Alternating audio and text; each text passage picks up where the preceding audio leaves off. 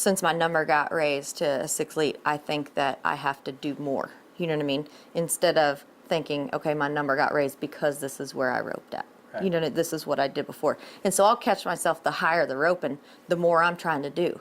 Well, I get ahead of myself. I get ahead of my horses. I get, I get totally out of my run, and I just beat myself when I do that. And so a lot of times I'm having to get back in check and say, look, I mean, even though sometimes I feel like I can do this, and it's not that I haven't done it before in the practice pen, don't get ahead of yourself. Go make that run on that steer happen just like you would any other day, and that's what's going to help you win this number roping, So yes, constantly trying to tell myself to do what you're prepared to do.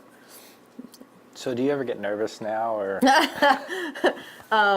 Yes, I do. I haven't.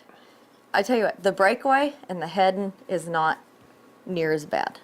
I don't catch myself really getting nervous because I have a lot of confidence Right.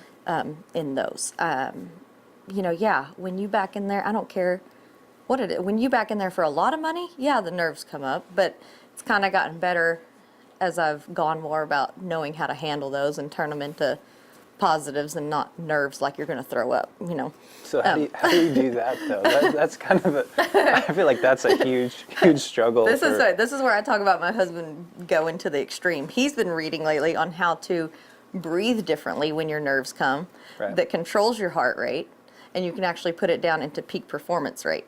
And so he does a bunch of that, and he works on that. And I've done a little bit in the sense that when I have felt myself get nervous, I do make sure that I breathe.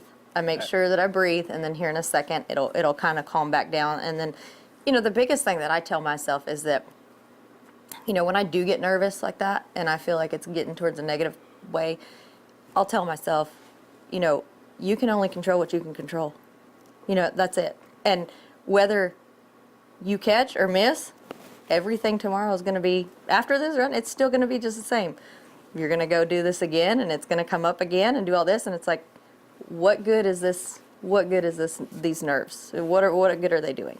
And so if I'll talk myself like that, be like, look, this is all you can control. You can control what you see on your start. You can control what you do. If the steer falls down, if anything happens, that's out of your control. So just worry about what you can control and don't let all that take over.